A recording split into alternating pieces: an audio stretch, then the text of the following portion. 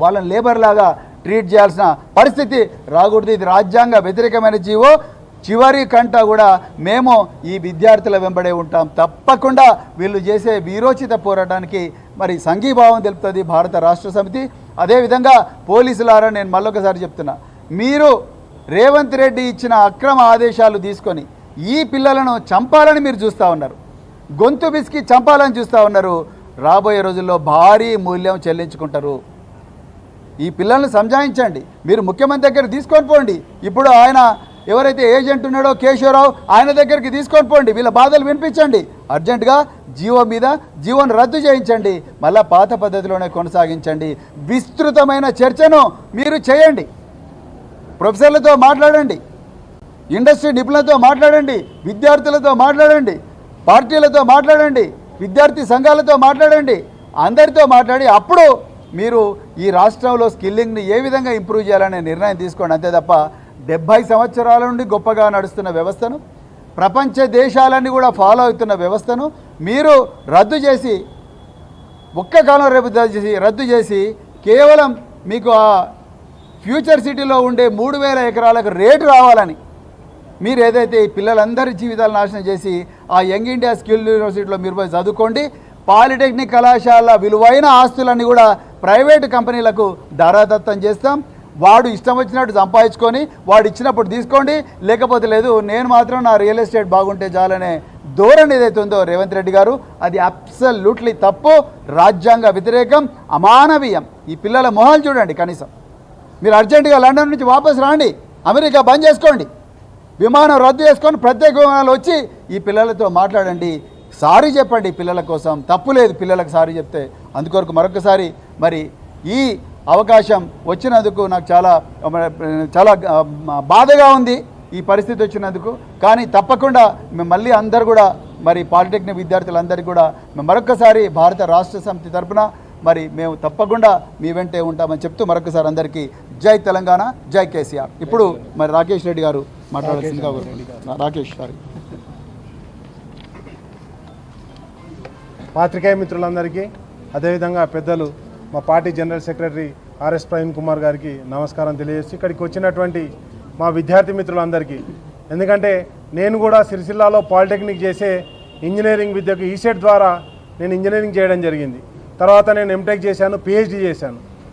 ఇక్కడ ఎందుకు చెప్తున్నానంటే పాలిటెక్నిక్ విద్యార్థుల యొక్క బాధ ఎట్లా ఉంటుందంటే, ఆ రోజుల్లో మాకు ఇంజనీరింగ్ సీట్లు తక్కువ ఉండేవి. కానీ తర్వాత ఎప్పుడైతే ఇప్పుడు ఇంజనీరింగ్ సీట్లు పెరిగిన తర్వాత లాటరల్ ఎంట్రీ సిస్టమ్ పెట్టడం జరిగింది. అప్పుడు మాకు 3 years కోర్సు ఉండేది. తర్వాత లాటరల్ ఎంట్రీలో డైరెక్ట్ సెకండ్ ఇయర్కు అడ్మిషన్ ఇవ్వడం జరుగుతుంది. ఈరోజు మేము ఒకటే డిమాండ్ చేస్తున్నాం, ఏదైతే ఏఐసిటి అప్రూవల్ తోటి మాకు పాలిటెక్నిక్ కాలేజ్ అనేది నడిచేది, అదేవిధంగా ఇంకొక అంశం ఏంటంటే, మాకున్నటువంటి ఈరోజు స్కిల్ యూనివర్సిటీకి, ఎనీ యూనివర్సిటీకి యూజీసీ అప్రూవల్ కావాలి. ఈరోజు స్కిల్ యూనివర్సిటీకి నేను ఒకటే అడుగుతున్నా, అసలు యూజీసీ అప్రూవల్ ఉందా? దాని వీసీకి ఇంతకుముందు ప్రవీణ్ కుమార్ గారు చెప్పినట్టుగా డాక్టరేట్ ఉందా? మా పాలిటెక్నిక్ కాలేజీకి ప్రిన్సిపాల్ కావాలంటే కంపల్సరీ పిహెచ్డి ఉండాలి. హెడ్ ఆఫ్ ది డిపార్ట్మెంట్ కావాలంటేనే పిహెచ్డి ఉండాలి. అట్లాంటిది స్కిల్ యూనివర్సిటీ పెట్టినప్పుడు దానికి వీసీకి ఎవరినైతే పెట్టినా ఆయనకు పిహెచ్డి లేదు. యూజీసీ నామ్స్ ప్రకారం ఆయన రిక్రూట్మెంట్ కాలేదు. ఈరోజు స్కిల్ యూనివర్సిటీ యూజీసీ అప్రూవల్ తోటి రాలేదు. కాబట్టి యూజీసీ స్కిల్ యూనివర్సిటీ అనే దానికి ఎక్కడ కూడా ప్రభుత్వం యొక్క అథెంటికేషన్ లేదు. ఎందుకంటే ఇక్కడ ఏఐసిటిది ఎప్పుడైతే అప్రూవల్ లేనప్పుడు టెక్నికల్ ఎడ్యుకేషన్ ఎక్కడ కూడా మనుగడ సాగించలేదు. ఎందుకు జరిగిందని చెప్తున్నా అంటే, ఏఐసిటి అప్రూవల్ లేదని గతంలో మా పాలిటెక్నిక్ వాళ్ళకు పార్ట్ టైం ఇంజనీరింగ్ కాలేజీ ఉండేది. మాకు ఈసెట్ రాసిన తర్వాత ప్రైవేట్ కాలేజీలలో డైరెక్ట్ 3 years కోర్స్ ఉండేది. గవర్నమెంట్ కాలేజీలలో ఆ రోజు ఎన్ఐటి, అంటే ఈరోజు ఎన్ఐటిగా ఉన్న దాంట్లో ఆర్ఈసీ, ఆ రోజు స్టేట్ యూనివర్సిటీ కింద ఉన్నప్పుడు దాంట్లో మాకు పార్ట్ టైం కాలేజ్ అని సాయంత్రం ఈవినింగ్ కాలేజీలు రన్ చేసేవాళ్ళు. కానీ ఈరోజు ఎప్పుడైతే ఏఐసిటి అప్రూవల్ లేనప్పుడు మీరు పెడుతున్నటువంటి స్కిల్ యూనివర్సిటీకి యూజీసీ అప్రూవల్ లేదు, ఏఐసిటి అప్రూవల్ లేదు. సో దీనివల్ల డిప్లొమా చదువుతున్న ప్రతి ఒక్కరూ బాధనే ఫేస్ చేస్తున్నారు తప్ప వాళ్ళకి ఇంకా నెక్స్ట్ ఏం చేయాలనో అర్థం కావట్లేదు. సో ఇది మేము ఫర్దర్ స్టడీస్ చేసుకోనికే 10th తర్వాత పాలిటెక్నిక్ అనే ఎంట్రన్స్ రాసి మేము డిప్లొమాలో ఇంజనీరింగ్ సబ్జెక్ట్స్ ఉంటాయి అనేసి వచ్చాం. సో మాకు ప్లానింగ్ ఏంటంటే బీటెక్ చేసి ఫర్దర్ ఎడ్యుకేషన్ తీసుకొని బీటెక్లో చేయాలి అనేసి మాకుంది. ఇంజనీరింగ్ ఫీల్డ్లో మేము వెళ్ళాలి అనేది ఉంది. కానీ జియో నెంబర్ 97 ఏం చెప్తుందంటే మాకు స్కిల్డ్ లేబర్స్గా చేస్తాము అనేసి అంటుంది. కానీ పాలిటెక్నిక్ ఇంజనీరింగ్ సబ్జెక్ట్స్కి లేబర్స్తోని అనేది అసలు ఏం సంబంధం లేదు.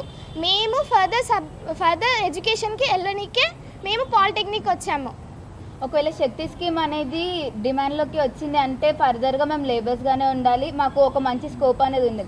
ఫ్యూచర్లో మేము డిప్లొమా స్టూడెంట్స్ అనేవాళ్ళు ఇప్పుడు చాలా ఫేస్ చేసాం. దీనివల్ల శక్తి స్కీమ్ వల్ల మాకు అడ్వాంటేజెస్ ఏమో కానీ అన్ని డిసడ్వాంటేజెస్ ఉన్నాయి. సో శక్తి స్కీమ్ అనేది డిమాండ్లోకి వస్తే తర్వాత ఫర్దర్గా ఫ్యూచర్లో మేము చాలా ప్రాబ్లమ్స్ ఫేస్ చేయాల్సి వస్తుంది. సో మేము ఇక్కడ డిప్లొమా చదువుతున్నారంటే మోస్ట్లీ అందరూ మిడిల్ క్లాస్ ఫ్యామిలీసే ఉంటాయి. ఎక్కువ ఎఫోర్డ్ చేయలేము కాబట్టి ఇంటర్మీడియట్ స్టాండర్డ్ తీసుకోలేకనే మేము డిప్లొమాకి వచ్చినాం. సో అట్లాంటిది ఇప్పుడు మేము ఎట్లాంటి జాబ్ చేయకుండా ఎట్లాంటి జాబ్ ఆపర్చునిటీస్ మాకు ఉండవు అని చెప్పేసి ఇప్పుడు ఇంతగానం ఇట్లా చేస్తే డిప్లొమా వాళ్ళు అసలు ఏమైపోవాలి. మేము 2-3 డేస్ నుంచి స్ట్రైక్ చేస్తే ఎవరు పట్టించుకోనికి వస్తలేరు. మీడియా వాళ్ళు వస్తారు, వీళ్ళు వస్తారు అని చెప్పుడే తప్ప ఎవ్వరు మాత్రం కొంచెం కూడా అసలు రెస్పాండ్ అవుతలేరు. మేము కొంచెం రోడ్డు పైనకి వచ్చి స్ట్రైక్ చేస్తే ఇట్లా ఎందుకు స్ట్రైక్ చేస్తుర్రు, పబ్లిక్ ఇబ్బంది అవుతుంది అట్లా అని అంటారు. కానీ తర్వాత మా ఫ్యూచర్ గురించి అయితే ఎవరు ఆలోచిస్తలేరు కదా. దగ్గర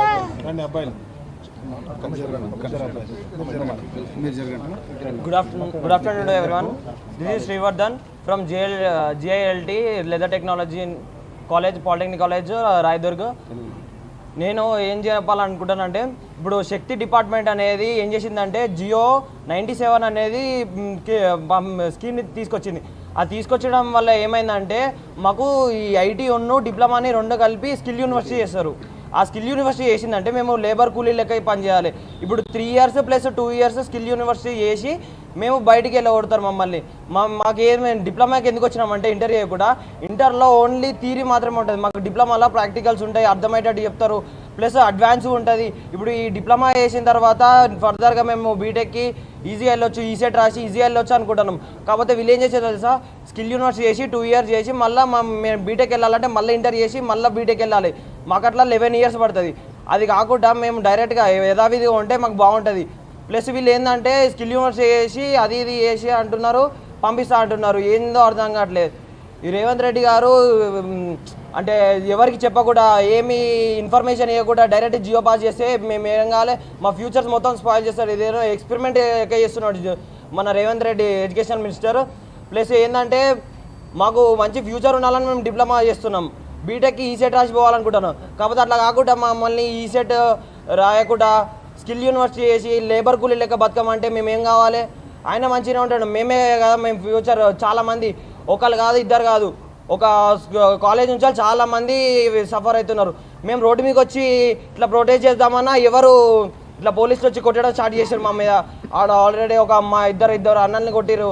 ఎట్లా మైనర్లు ఎట్లా కొడతారు అండి చెప్పండి? మైనర్లు అసలు కొట్టొద్దు, మైనర్లు కొట్టిర్రు. ప్లస్ ఏంటంటే మమ్మల్ని ప్రొటెస్ట్ చేయనిస్తలేరు. మేము ప్రొటెస్ట్ చేయకపోతే మేము ఎట్లా ఫ్యూచర్లో బాగుపడుతుంది చెప్పండి. థ్యాంక్ యూ అండి.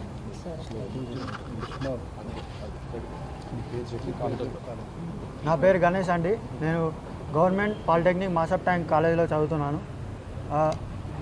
10th తర్వాత ఇంజనీర్ అవ్వాలనే కళలతో ఉన్న విద్యార్థులు ఇంటర్ ద్వారా వెళ్తే లక్షల ఫీజులు కట్టలేక పాలిటెక్నిక్లో జాయిన్ అవుతారు ఒక స్టూడెంట్.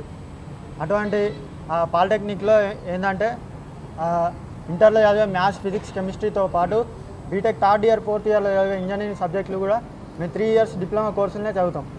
అంటే ఒక డిప్లొమా కంప్లీట్ చేసిన స్టూడెంట్ బీటెక్ గ్రాడ్యుయేట్తో సమానం.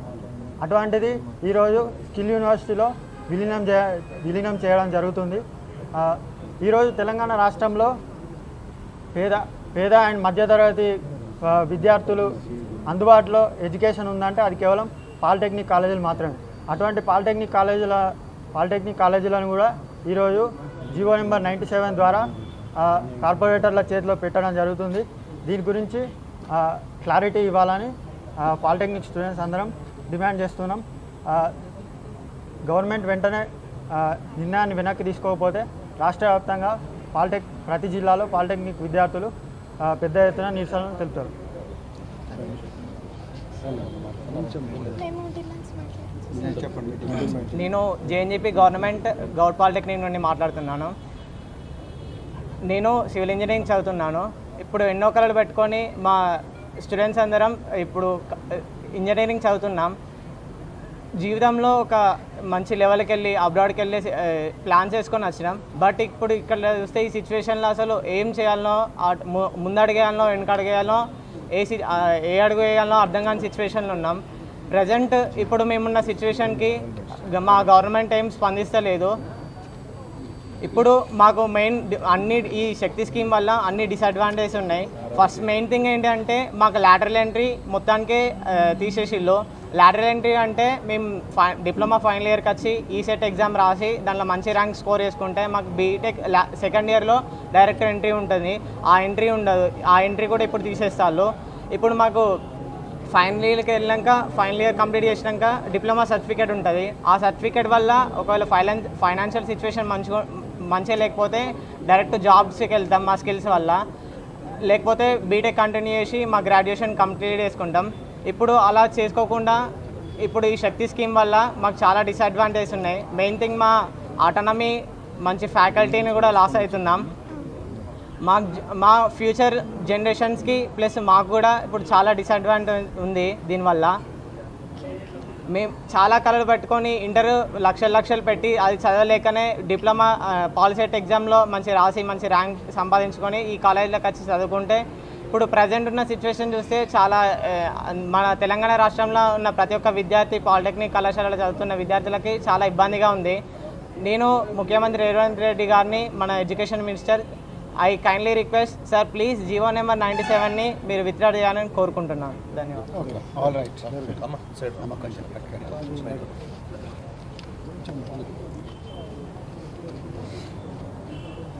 మీడియా మిత్రులందరికీ కూడా నమస్కారం. ఈరోజు చాలా బాధగా ఉన్నది.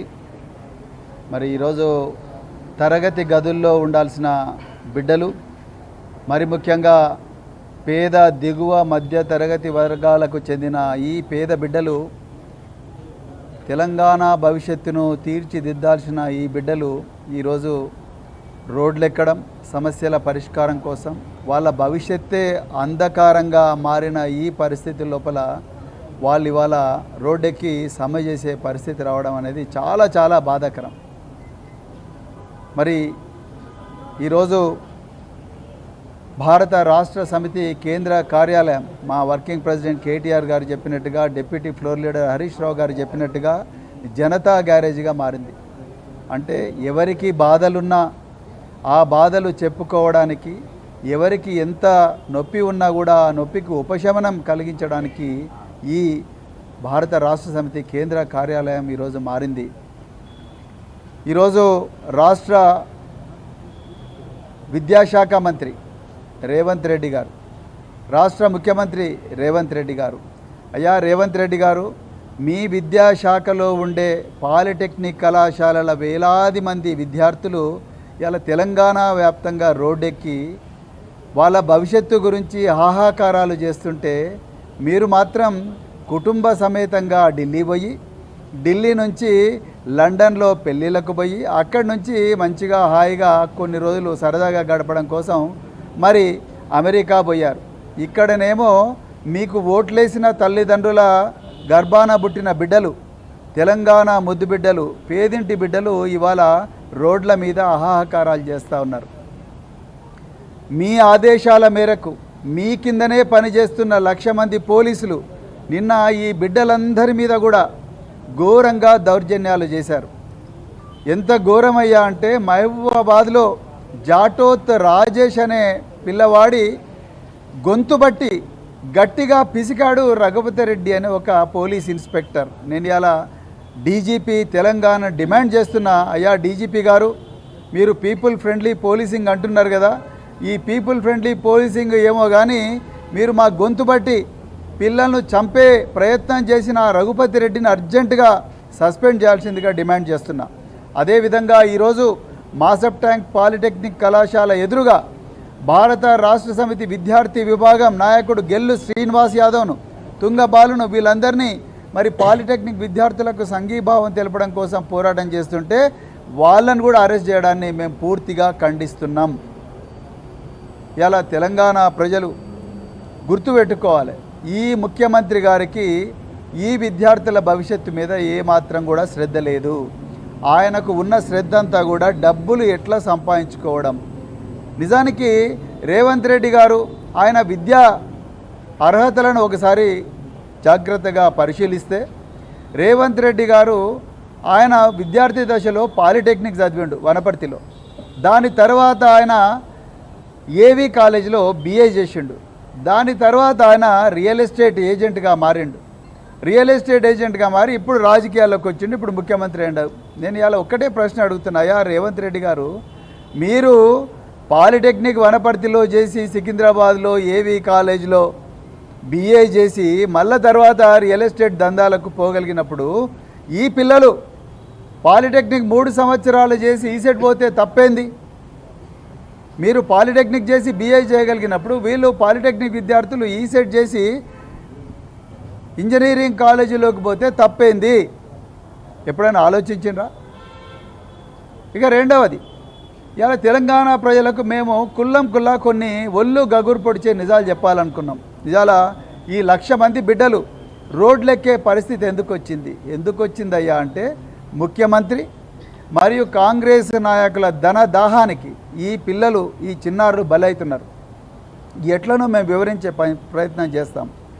మీకు బాగా గుర్తుండాలి, ఈ ముఖ్యమంత్రి అధికారంలోకి వచ్చిన వెంటనే ఆయన్నే హోంశాఖ పెట్టుకున్నారు, ఆయన్నే విద్యాశాఖ కూడా పెట్టుకున్నాడు. ఈ ముఖ్యమంత్రి గారు చాలాసార్లు కూడా విద్యాశాఖను నేను కావాలనే నా దగ్గర పెట్టుకున్నా అని చెప్పడం జరిగింది. ఇప్పుడు అర్థమవుతుంది మీరు కావాలని దీన్ని ఎందుకు పెట్టుకున్నారు. ఒకసారి మీరు ఈ జీవో నెంబర్ 97లో చాలామంది కేవలం జీవో నెంబర్ సబ్జెక్టే చదువుతారు, కానీ కొంచెం లోతుగా ఆలోచిస్తే జీవో నెంబర్ 97 16/6/2026 ఈ డేట్ నాడు రిలీజ్ అయిన జీవోలో 3వ రెఫరెన్స్ మీరు చూడాలి. మొదటి రెఫరెన్స్ ఏమో GO number 2 and 3 labour employment, రెండవ reference GO number 14 of industries and commerce department, మూడవది అతి ముఖ్యమైనది ఏందయ్యా అంటే నోట్ నెంబర్ 58 ఆఫ్ PSCM అంటే PS to CM 2026 dated 5/6/2026 of CMO. అంటే ముఖ్యమంత్రి ఒక మెమో ఇచ్చి ఎవరికి, ఇగో ఇది ఎవరైతే రిలీజ్ చేసిండ్రో వాళ్ళకు, ముఖ్యమంత్రి చీఫ్ సెక్రటరీకి ఒక మెమో ఇచ్చి, ఆనాటి చీఫ్ సెక్రటరీకి మెమో ఇచ్చి నువ్వు అర్జెంటుగా ఈ పాలిటెక్నిక్ కాలేజ్ అని కూడా యంగ్ ఇండియా స్కిల్ యూనివర్సిటీకి అనుసంధానం చెయ్యి అని చెప్పి ముఖ్యమంత్రి కార్యాలయం నుంచి 5/6/2026 నాడు ఒక నోట్ పోయింది.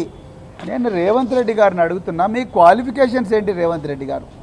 ఇలా ఒక్క దెబ్బకే 128 పాలిటెక్నిక్ ప్రభుత్వ మరియు ప్రైవేట్ పాలిటెక్నిక్ కళాశాలలను ఒక్క దెబ్బకే యంగ్ ఇండియా స్కిల్ యూనివర్సిటీలో ఎందుకు మీరు ఎందుకు అనుసంధానం చేయాలనుకుంటున్నారు? ఆ గొడుగు కిందకి ఎందుకు తీసుకురావాలనుకుంటున్నారు? అది మొదటి ప్రశ్న. తెలంగాణ ప్రజలకు తెలవని కొన్ని విషయాలు ఇప్పుడు మేము చెప్తాం, మీరు బాగా ఆలోచించండి. ముఖ్యమంత్రి అధికారంలోకి వచ్చిన వెంటనే, అంటే కాంగ్రెస్ పార్టీ అధికారంలోకి వచ్చిన వెంటనే, రేవంత్ రెడ్డి గారు ముఖ్యమంత్రి పీఠం అధిరోహించిన వెంటనే 4th సిటీ అని ఒక డ్రామా మొదలుపెట్టిండు. అందరూ ఈ మధ్యన తెలంగాణలో 4th సిటీ కాదు, అది 4 బ్రదర్ సిటీ అని అంటున్నారు. ఈ 4th సిటీ ఎక్కడుంది? మాడుగుల మండలానికి దగ్గర, లేకపోతే నాగార్జున సాగర్ హైవే, అదేవిధంగా శ్రీశైలం హైవేకు మధ్యలో ఉండే ప్రాంతం అంతా కూడా ఈ 4th సిటీ అని పెట్టిండ్రు. ఈ 4th సిటీలో ముఖ్యమంత్రి గారు అక్కడ రియల్ ఎస్టేట్ బాగా లేపాలి, ఈయనకు అక్కడ 3,000 నుంచి 4,000 ఎకరాలు ఈయన కుటుంబ సభ్యులకు ఆ 4 సిటీలో అక్రమంగా అక్వైర్ చేసిండ్రని, ముందు రియల్ ఎస్టేట్ వ్యాపారే ముఖ్యమంత్రి కాబట్టి ముఖ్యమంత్రి తన BA కంప్లీట్ చేసిన తర్వాత, BA కంప్లీట్ చేసిండో లేదో మనకు తెలియదు, ఆయనకి ఏం సర్టిఫికేట్ ఉందో ఎన్ని మార్కులు వచ్చినాయో తెలంగాణ పిల్లలకు తెలియదు. కానీ ఆయన అనుకుందాం ఒక క్షణం BA కంప్లీట్ చేసిండు రేవంత్ రెడ్డి గారు, ఆయన చేయంగానే అక్కడ మరి 4th సిటీ అని ఒకటి మొదలుపెట్టారు. 4th సిటీ అని మొదలుపెట్టిన తర్వాత దానికి రియల్ ఎస్టేట్లో ఏంది, ఒక భూమికి రేటు రావాలంటే ముందు రోడ్డు వేయాలి.